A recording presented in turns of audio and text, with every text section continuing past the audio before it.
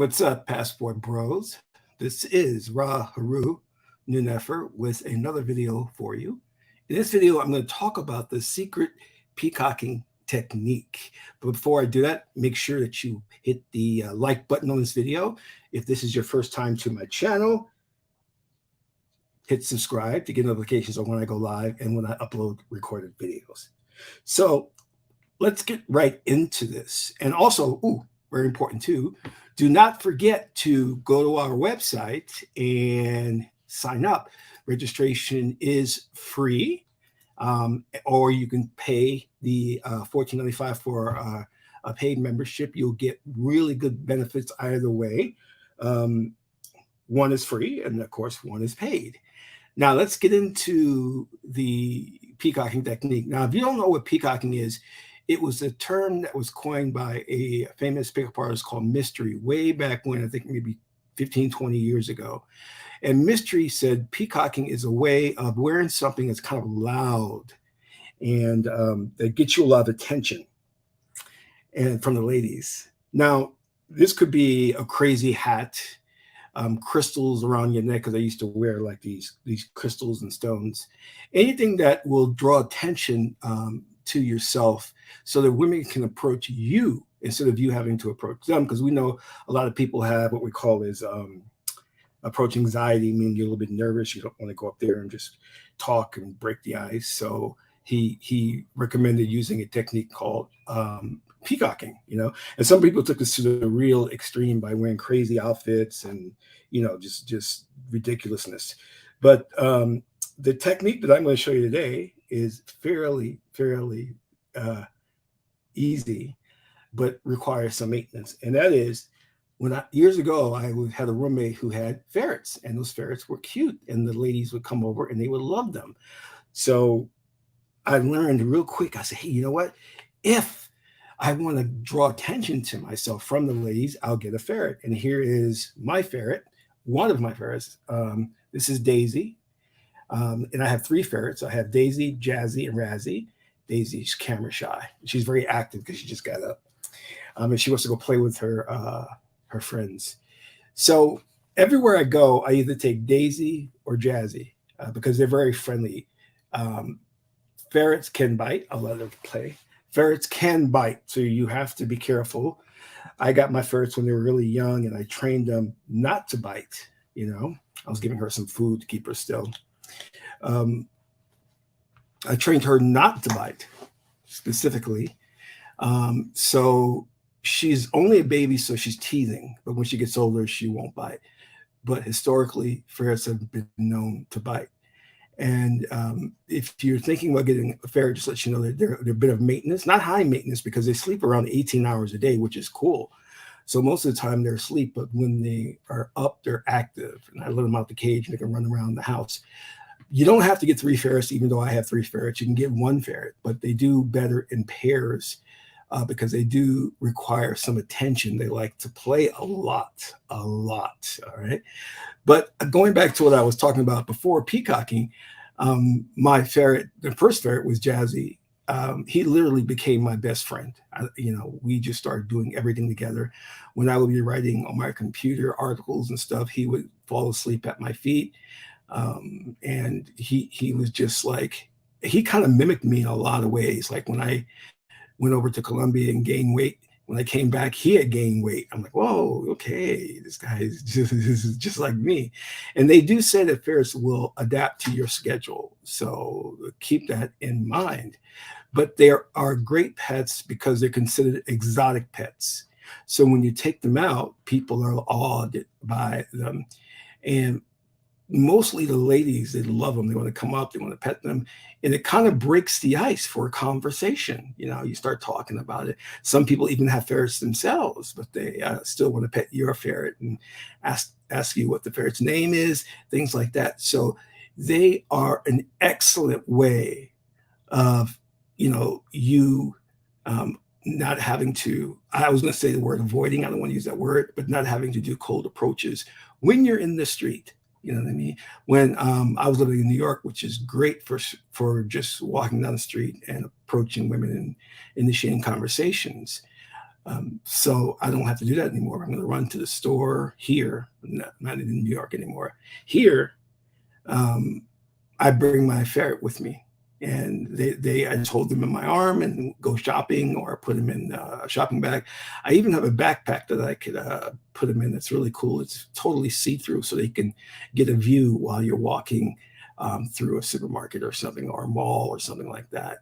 And they're what we would consider too as a comfort animal, because they help relieve anxiety. And I didn't believe that at first when I heard it, but it is absolutely true, because I can lie down in bed and think about all the problems I had at today. I said, oh, today wasn't a great day. But when I think about how cute my ferrets are, I can just feel my body relaxing and the stress going away. And there are times when I'll just walk into my living room, and there are cages in the living room, and I'll just pick one up and start petting it, and I'll feel so relieved. The anxiety goes away, the stress goes away, and I just feel really, really good. And you can see her in the background there; she's running around there. And they're very independent too. And I just found out something really cool today. I called her. I said, Daisy, because I just got Daisy. I just got her. She's, like I said, she's a baby. I called her, and she came to me. So she knows her name, which is really, really cool. And oh, the ladies love Daisy. They go nuts over her. There's when I fly out of town to, hey Daisy, whoa, what's up? Come here, come here. Say hi to everybody. Hi. She really loves to stick by me. She doesn't like to go too far from me. Say something to the mic. You say something to the mic. Look at the audience, Daisy. Look at the audience. So when I go away, they have to stay at a facility that takes care of them, which is basically a pet hospital. And the doctor there, all I don't know if you're going to call them nurses, they love Daisy. They're like, oh, we're in love with Daisy. We're so sad to see her go, because when I come back, I have to pick them up. And that's the thing too. Like since they're considered exotic animals, like I'm going to New York next week. New York, they're illegal. And the reason for them being illegal is because they do bite, and it's not funny. My roommate's ferrets would bite and hurt people, and so you have to really be careful. My one ferret, Razzie, bit a young woman in the elevator, and she was saying that it was kind of her fault, because she said she has cats, and he could smell the cats on her. And that's another thing to keep in mind, that ferrets, you have to do a lot of research to see what animals ferrets get along with. Ferrets are good at tracking down and killing rabbits. They eat rabbits. They eat a lot. They do eat meat. So if you have a hamster or a parakeet, or be careful, because they'll be gone. That ferrets, and they are very mischievous and curious, and they are problem solvers. So if you try to keep them out of someplace, they will try to come up with ways to get in there, just so they could solve a problem, and they're really good at it. But so there is that maintenance aspect to them. But there's also the benefit of going out and getting the attention of women and initiating conversation. I mean, I've said things that to women. For example, we had went to this pool party, and I didn't bring any ferret, but one of the things I told the girl there to get it back to my place was, I have ferrets. She goes, oh, cool, I love ferrets. I said, well, let's go take a look at this. She says, okay, let's go. And so, you get that type of, it gives you an excuse to go back to your place, because girls don't want to, they want to take the responsibility off of them. They don't want to initiate sex, or because they have a, anti-slut defense. They don't want to seem slutty. So you have to give them an excuse. So when you say things like Netflix and chill, every girl knows what that means and what that ends up being. So when I go ferrets, she understands what that means. You know what I mean? So they're great pets. You can become very attached to them. I walk through my house and they follow me from room to room to room. They're very attached. So if you have problems with approach anxiety, I really recommend you trying to deal with that, or get a ferret. and carry the ferret when you're doing your grocery shopping or you're running the post office, and watch the magic. Watch how people just gather around you and ask you questions, and they want to pet the ferret. They want to know what the name of the ferret is. It's gold. It's wonderful. But you got to remember the goal is to, you know, what you're supposed to be doing is getting numbers and all that. And there's a famous scene from the movie Boomerang with Eddie Murphy where he pretends to have a dog, and he stands in the park calling his dog's name out, and he doesn't have a dog. And this woman goes, "Oh my God, did you lose your dog?" And you know, and he was like, "Yeah, he's gone. I'm so heartbroken." And he ends up sleeping with that girl, so it was a nice bruise.